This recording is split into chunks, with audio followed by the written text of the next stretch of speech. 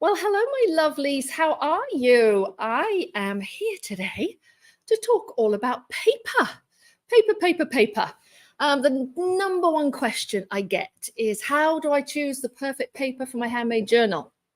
So in this hour, or however long it takes us, I'm going to reveal sort of 4 questions that you can ask yourself when deciding what paper to use for your journals. And I will also be talking a little bit about, if you're taking our Pamphlet Palooza class, helping you decide what paper to use for that. But I am here for you today to answer whatever paper questions you have. And if I don't have the answer, likely someone in the chat who's watching live will have the answer, or I can find out for you. So thanks to everyone who's here. Thank you, Ali Stewart, for supporting us. Big thank you to Amber, who is on the back end. You can't see her, but she's here. So Amber is here to help me out with the questions because the chat moves so quickly. Sometimes I will miss a question and she'll make sure that I get to them all. So hi, Celeste. Hi, Michelle. Hi, Susan and Thea and Colleen. Let me know in the chat, please. I have a question for you. What mediums do you use? Do you use watercolors? Are you a calligrapher? So do you use pen and ink? Are you a writer and write with a fountain pen or with a marker? Let me know. Are you a Zentangle artist? Let me know what your medium is, aside from making journals, because that will help me to help you when choosing the right paper for your journal. So everyone's saying hi to Amber. That's great. So yeah, let me know in the chat what your medium of choice is. Do you primarily work with acrylic paints? Do you primarily work with charcoal? Do you primarily work with pastels? Just tell me, what do you use for your everyday journal or your art journal or whatever else you use your journals for? This is my current everyday journal, by the way. All right. So my friends, watercolors and lettering. Love it. Watercolor, pens, ink and acrylic, says Kathy. Ooh, lots and lots of different things. Calligraphy, watercolor, mixed media, fountain pens, micron markers. Ooh, microns can be tricky on different types of paper, right? Mixed media, collage and a glue stick. Excellent, excellent. All right, well, why don't I jump in and give you some ideas on how you would choose the perfect paper.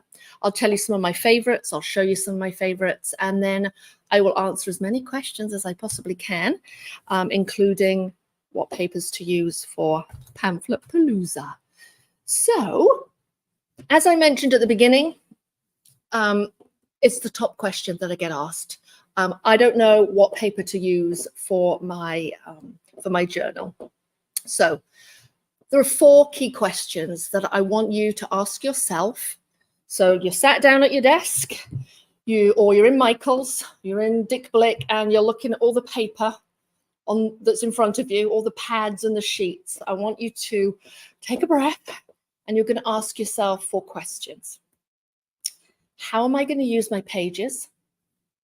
What type of book do I have available to me? What type of book am I creating? What do I have available to me and what's my budget? The first question is the biggest question, biggest.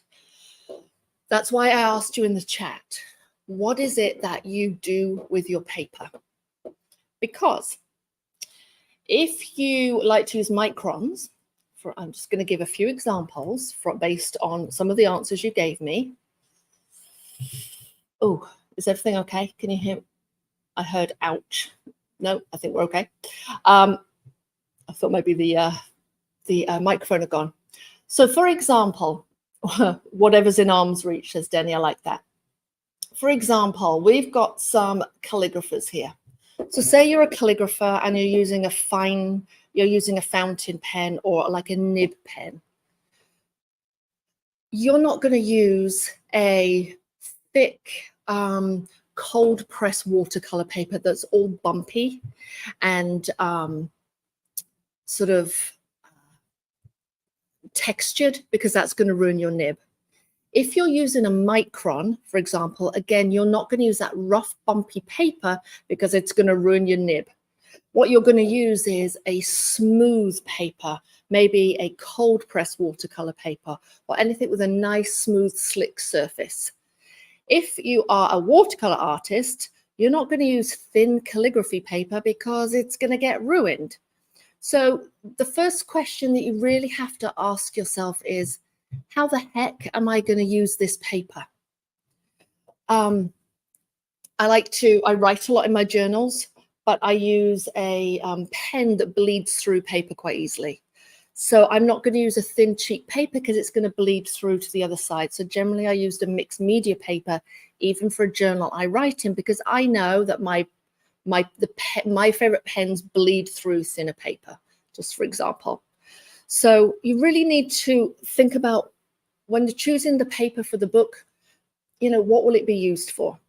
Another really important thing is, what type of book am I creating, and how long do I need that to last?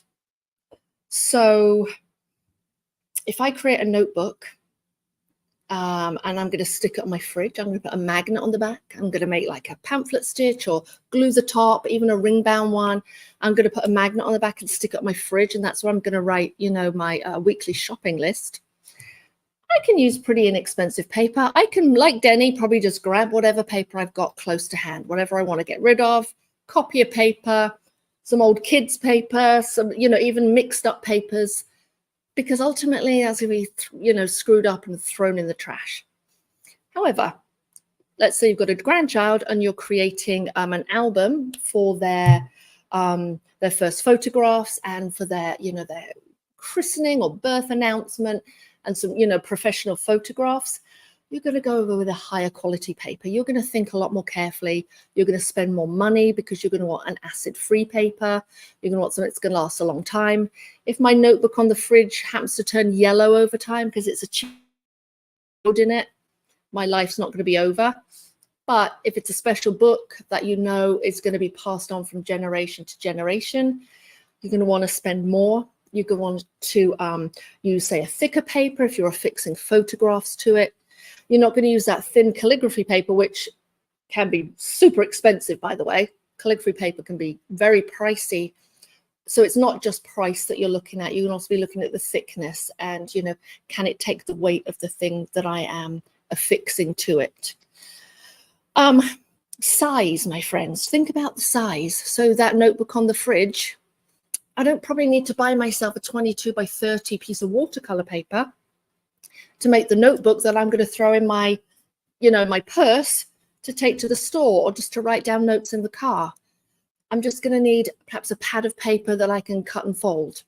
However, for that special book for your grandchild, I would suggest that you probably do need the large sheets of, 300 GSM watercolor paper that's maybe, $10 a sheet even, because it's higher quality, it's thicker, and it's going to last you a long time.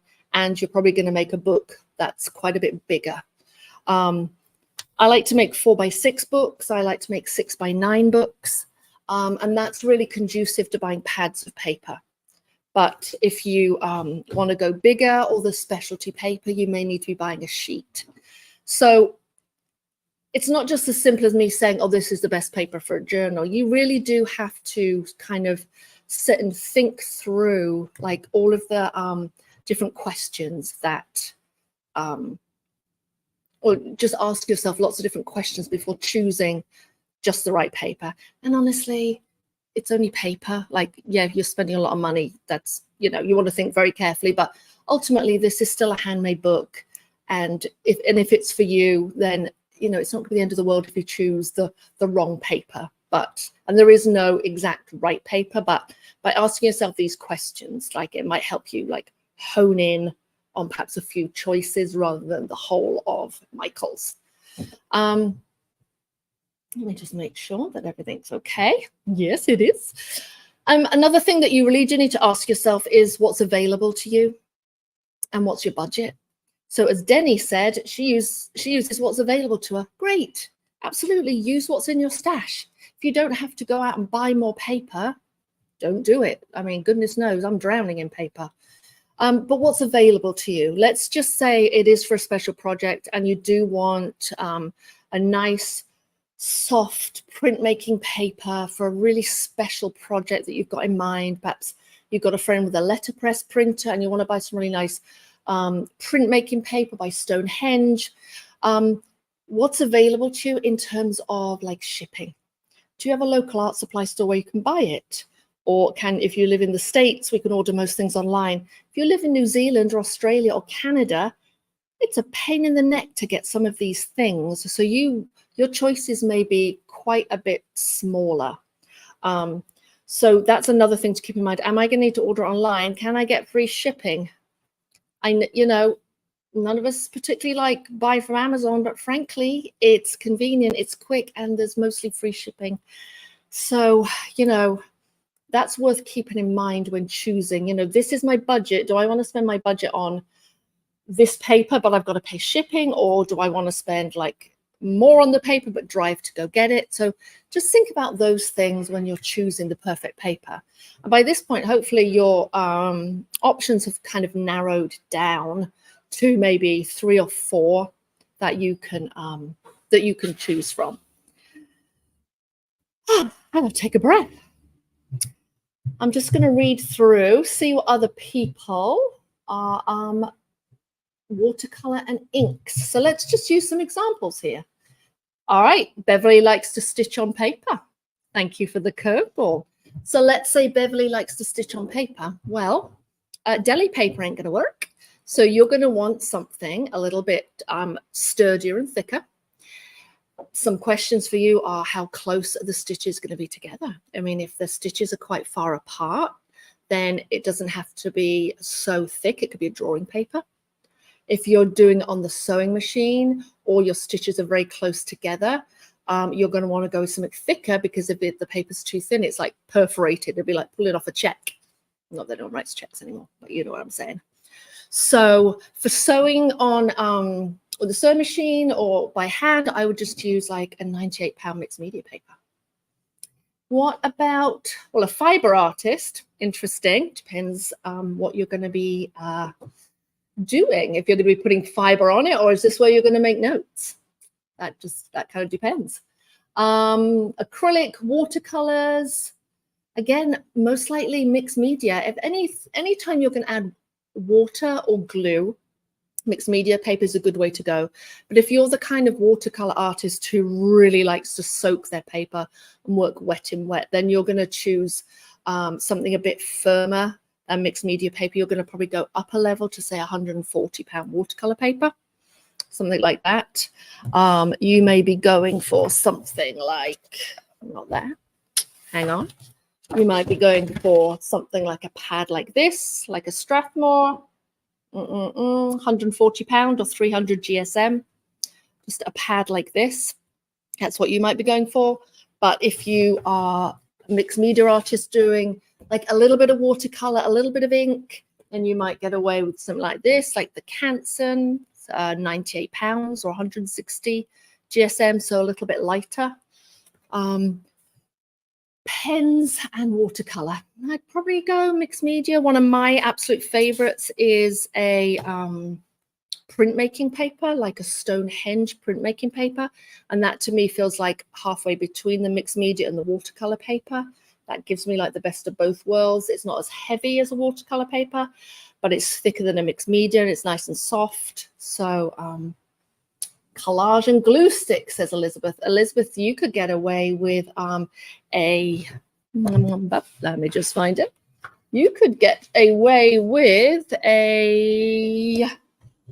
where are we? A drawing paper. You could get away with like an where is it? Whoop, there we go. You could get away with like an 80-pound drawing paper for if you're gluing things on with the glue stick. I'll often use nice drawing, and it's got a little bit of tooth to take the glue stick. So what other questions are there? She loves my energy. I'm telling you, I don't know where I find the energy in this heat. It is boiling here, honestly. Marlene says, is it included with the club? Yes, thank you very much. Let me tell you what my favorite papers are. Let me show you what I plan to use for my Pamphlet Palooza this weekend. And then I'll answer any and all questions that you have, my friends. Some of my let me tell you what my go-to papers are. So my go-to papers are I've already shown you some of them. Where are we? Too many bits of paper on the desk. I would say my go-to, if I am making a book for someone else, so this is a question I get too, like, what if you're making a book to sell or you're making a book as a gift? What I will generally go with is a drawing paper. So like Dick Blick sells, I've got my backwards, sells a drawing paper in 9 by 12, 8 by 10, 12 by 16 or 17, various different sizes. They sell an £80 drawing paper, which is pretty much the same as the Strathmore drawing paper, just quite a bit cheaper. That's my go-to paper if I don't know what the heck I'm going to do with that book. Like if I just don't know, I'm like, well, I might write in it, I might glue in some, collage, or I might be gifting it to someone. I might do a little bit of sketching in it. The £80 drawing is like my middle of the road go-to paper. There's also something called sulfite paper, which is also very similar, also available from Dick Blick, but available from Amazon. And, Jerry's have got their own version, I'm sure. And so do all the other big art supply stores have their own versions. But this, I think, is, how many sheets is in here? 70 sheets. I swear it's about $5, which honestly, you just can't go wrong. So that is one of my go-to papers. It won't last you forever. It's got quite a lot of wood content in it, which means it might yellow over time. But when it's for me, or it's a gift for someone who just as an everyday journal, it's perfectly fine. My other favorite papers are, I like Cardi Paper. That's spelled Khadi, Cardi Paper. That is a handmade paper, and it's got this really smooth surface to it. It's made in India. It's 100% cotton. So while the Dick Blick's got wood in it, the Cardi Paper, which I wish I had a piece here, but I don't. They're all at home because I use them all the time, the books that I make with Cardi Paper. That is the opposite. It's 100% cotton, which is all the opposite of the wood. So it's going to last forever. It comes in lots of different weights. It even comes in different colors like gray, black, and white. The white is my favorite. The 320 GSM is my favorite. And there are lots of different places. If you just Google it, you'll be able to find where to buy Cardi Paper. Talus sells it, which is a US company based in Brooklyn. TALAS, Talus. And also Hiromi Paper in California. That's HIROMI, paper.com. They sell it, but loads of other places sell Cardi Paper. And that is a lovely paper for watercolor, for mixed media. So if you want to go a higher level than, say, the Canson, if you want to go a higher grade than the Canson mixed media, which you can buy everywhere, I would go with like a nice Cardi Paper. That's going to give you a higher quality. Reeves BFK is also a higher quality one, which is also similar to the Stonehenge paper. It's a printmaking paper, but it's made in France, so it has to be imported. So it's pricier, but it's nice and thick. It's great for watercolor, for printmaking, for collage. Again, it's just a bit nicer than the regular mixed media paper that you get off the shelf. And it's got this soft feel because, again, it's 100% cotton. It's got this lovely kind of soft, and when you tear it, you get that lovely deckled edge. The Dick Blick drawing paper I've already mentioned is one of my absolute favorites. The mixed media paper from Canson is one of my absolute favorites, both very inexpensive. And then if I have a journal that I'm going to write in a lot, and that is actually this book right here, which I'll show in a second. I'll turn the camera down. This is with something called Mohawk Superfine paper. So Mohawk as in WOHAWK, as in, hawk flying. A superfine paper is made in the US. You can buy it at Dick Blick. You can buy it from the bookbinding suppliers. You can buy it from Colophon, I believe, and Hollanders. You can buy it at Dick Blick, but you can also buy it directly from mohawkconnects.com. And then you can buy sheets, which is like 19 by 25, which is actually a really nice size. Is it 19 by 25? No, it's smaller. It's like 19 by 12. And that's a really nice size for a journal. Like one piece makes maybe a whole signature. So Mohawk Connects is my other go-to paper. And it's not super expensive. You can buy it in full sheets, or some places sell it in smaller. They cut it down for you. And what I like about that is you can put it through the printer. So if you want to print lines, or you have a printable like a journal or a calendar that you bought on Etsy, you can run that through the printer. And it's got a lovely sort of eggshelly surface, which just takes pen really nicely. So fountain pen, marker, the kind of what do you call it? Jelly roll pens really well. It takes microns well.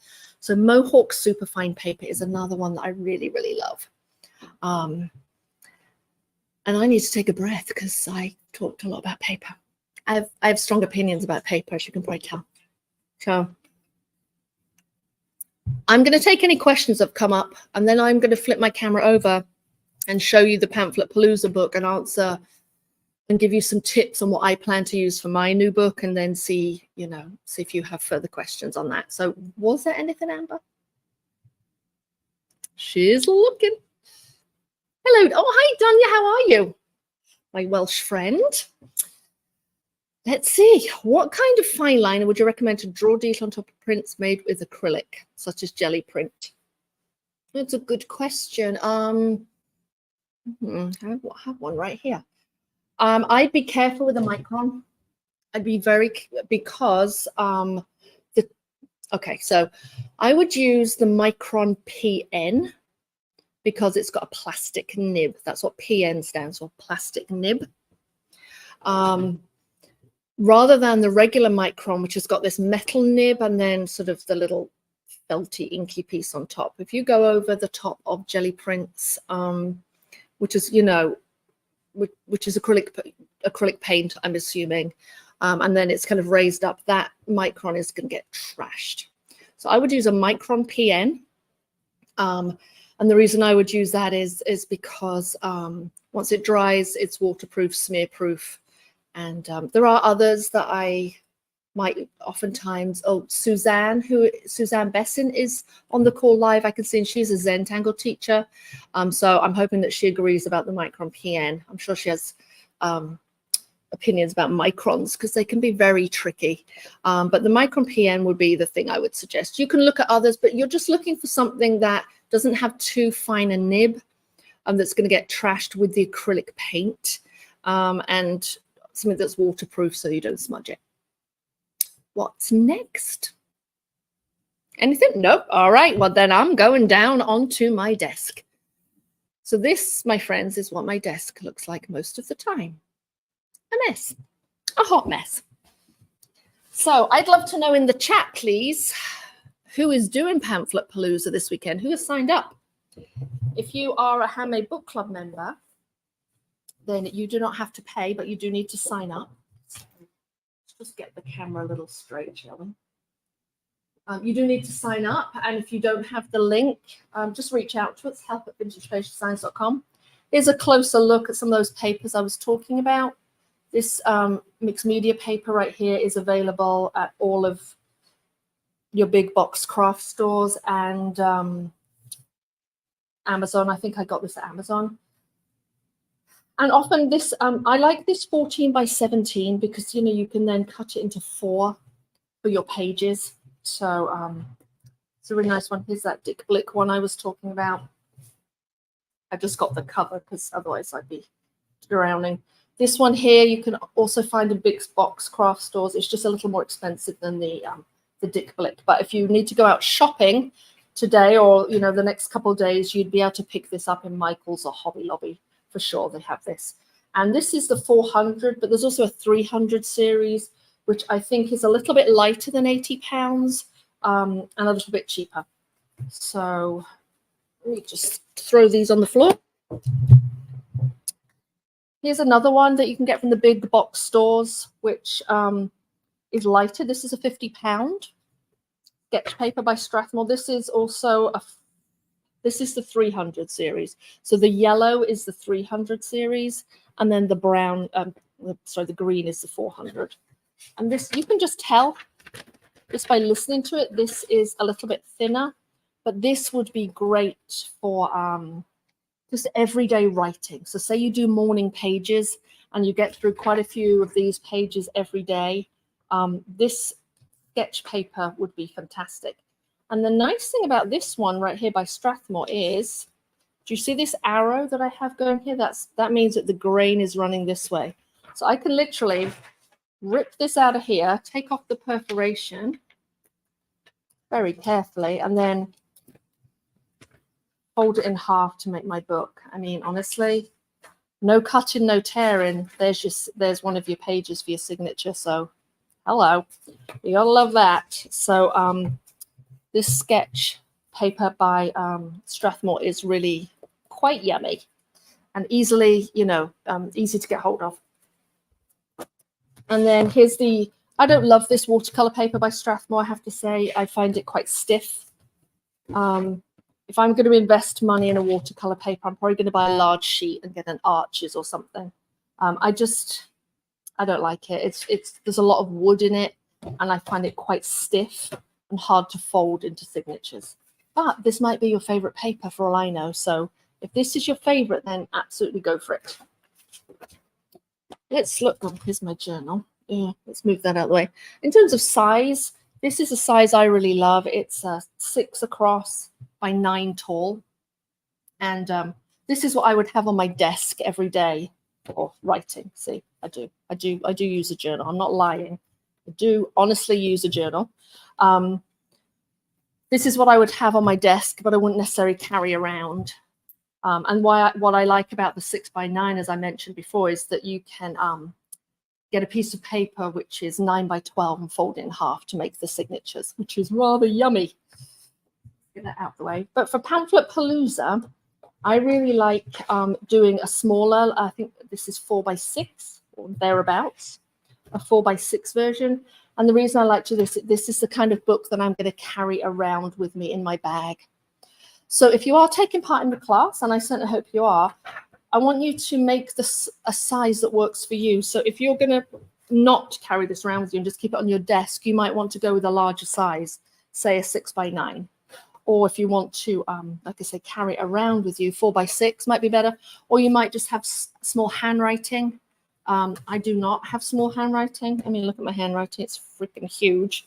So I need a lot of space. So it's up to you what size you do. You can see here's the structure of the book. I have put together 12 different booklets, so 12 signatures.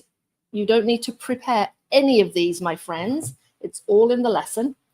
But you will need to decide what paper to put inside. And the second question I always get is, well, how many sheets of paper do I put inside each signature? That's like asking me how long is a piece of string. It's going to depend. So this is a Mohawk superfine paper, and I can tell you I've got 1, 2, 3, 4, 5, 6. I've got 7 pieces of paper, and I think that is a 70-pound paper, I think. So when I fold this over, and I folded over 8 pieces, it felt good. Like it wasn't, oops, I got things stuck to me. It wasn't springing open, but it wasn't super thin. It felt just about right. So for a 70 or 80-pound paper, 6 to 8 sheets is great. This is a handmade watercolor paper. If I put 6 to 8 sheets of this in the signature, we'd be in trouble. There's just no way it would fold over. You know, for this is like a heavy handmade watercolor paper. I would do maybe 2 pieces. So some of this, you're going to have to make a judgment call. Here's some printmaking paper. Here, I think it's, this is Reeves BFK. I'm just trying to feel it. It's Reeves BFK. Can you see I've got 4? I think it's 160 GSM. So heavier than mixed media paper, but not quite as heavy as watercolor paper. And I've got 4 sheets. So you're just going to need to make a decision. And there's no wrong decision. Well, we're going to press these and flatten them. So if you happen to get too many in there, it's not going to be the end of the world. We can trim up the edge to make it nice and neat. There's no bookbinding police coming around to tell you off. What do I plan to use this weekend for my book? I think I am going to use the Canson mixed media paper. I have a piece of the mixed media paper, and I'm going to probably cut it down into 4 like this. My grain runs this way, so I'm going to cut it down into 4. So let's pretend this is one of my pieces of paper, and then I'm going to fold it in half. That's where my fold is going. I'm going to fold it in half. So, and I'm going to make 12, enough to have 12 booklets. How many will I include? I'll probably do 8. I'll do 8 of this mixed media paper. So I can't do the math off the top of my head, but I will do enough to have 8 times 12, which is 96. Then you're going to divide 96 by 4, and then we're going to get very confused. So you'll probably just have to write it on a piece of paper. But I'm going to do enough to have 12 of these. And do you know why? So I can have a page for every day of the year. You put 8 inside here, and we have 12 of these as a page for every day of the year. So that's what I'm going to do. I'm going to use Canson mixed media paper. And then on the outside, I'm going to cut down, I've got 2 eco prints from about 1,000 summers ago, but they still haven't faded. So here's, actually they're not eco prints, I lied. The paper's naturally dyed, and then I did a jelly print of a fern on the top of each. So this was done with, I want to say Reeves BFK. So I'm going to make my front, my first and last signature a tiny bit thicker. So for this one, this was also Reeves BFK for my front signature, and Reeves BFK on the back. My back signature, this was done with Cyanotypes. And then inside, my inside ones, I did a handmade paper, which is what I'm going to use here. This is some handmade paper. But some other options might be for my covers and my wrappers around my signatures might be a piece of printed paper. So this is, I don't even ask where I got it from. I think it's block printed paper. Can you hear it? It's a little bit like wrapping paper. That would be a good option for the inside. On the outside, you want to go a little bit thicker, but on the inside, some nice wrapping type paper. Things that you can get from the Paper Source, for example, in the US. If you're in the UK, Cambridge imprint paper is really nice. You can get this in nice gift stores. Again, it's supposed to be used for gift wrap, I think, or for craft projects. It's white on one side, and it's got a really nice pattern on it. Just reaching down is something else from the UK, also a piece of wrapping paper with a well-known British artist called Mark Herald. It's double-sided, which is also really nice.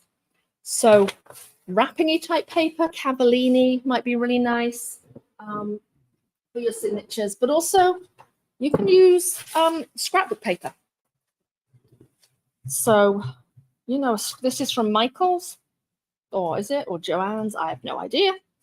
But you can use a scrapbook paper for both. So this is fairly sturdy. It's thicker than wrapping paper, so I could use this for my covers and my inside signatures. You could also, I don't have one here, you could also use good quality magazines, so like Bella Grace or Uppercase magazine. You know, the magazines that are not glossy necessarily. They've got that matte finish and they're really good quality. You could use that as well for your the wrappers around your individual signatures and for your covers as well. So here's a closer look. It's a bit busy on this desk, isn't it? Here's a closer look at the book that we'll be making this weekend. In addition to the papers, we have a link, by the way, to the page to sign up, and on there is the list of supplies that you will need, and they're very minimal. It's the paper that we're talking about here. It's a needle and thread, and then it's lots of ribbons and fabric, and this is upside down, doodads. These are officially called doodads, in case you want to know. And if you do not want to make a big chunky one, you can make a small one like this. So here's the other example. And this is all handmade paper covers throughout the book. So different handmade papers. And then the ones inside are plain, and then the one on the outside. Another great option would be jelly prints or marbled paper that you've made yourself, or paste papers could be used to wrap around this. You know, particularly if you've been doing it on copier paper or sulfite paper and you have a big stack of jelly prints, pick the nicest one for the covers, and then for the inside, you know, do the ones you like a little bit less. So any kind of printing that you have done yourself is an ideal candidate for popping in your Pamphlet Palooza book. My goodness. I don't think I've talked so much in, oh, well, yeah, a day or two. Questions.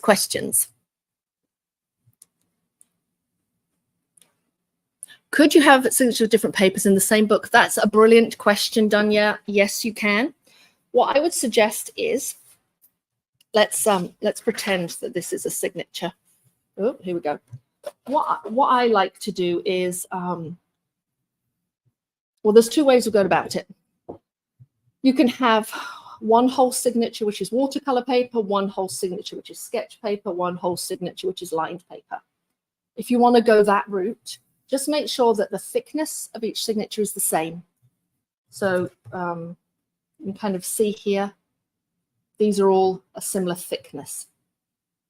However, if you want to mix them up within each signature, again, make sure they're a similar thickness. So what I generally do is have like a production line, have say 2 watercolor in each signature, 1 mixed media in each signature, 3 lined in each signature, and then sort of pile them up and then fold them over so that, again, they're all a similar thickness. But mixing up the papers within each signature or little booklet is a great idea.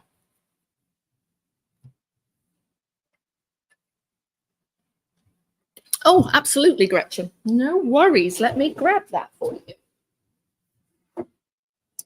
You really? Here we go.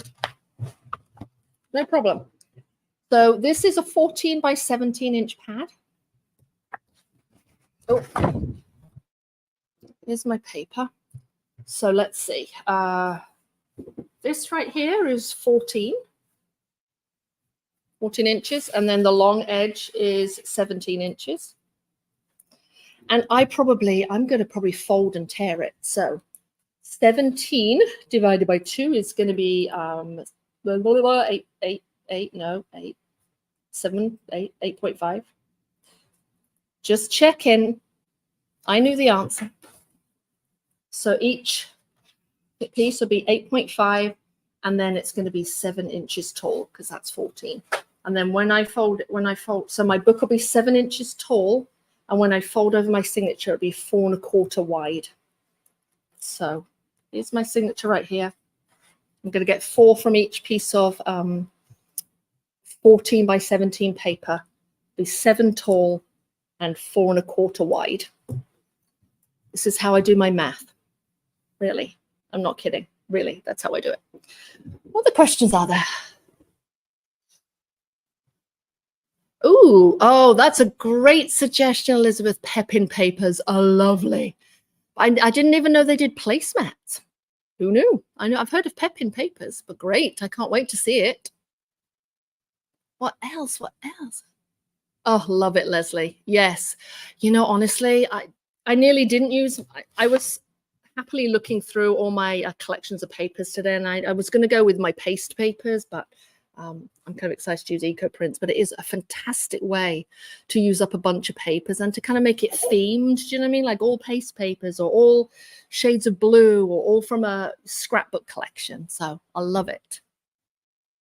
What else? Any other questions? No? No other questions. Come on, people. Let me flip my camera around. Here we go. Surely you have lots of questions, my friends. No. Let's see. Oh, Dunya's in for this workshop. Excellent. Denny, yes, assorted papers.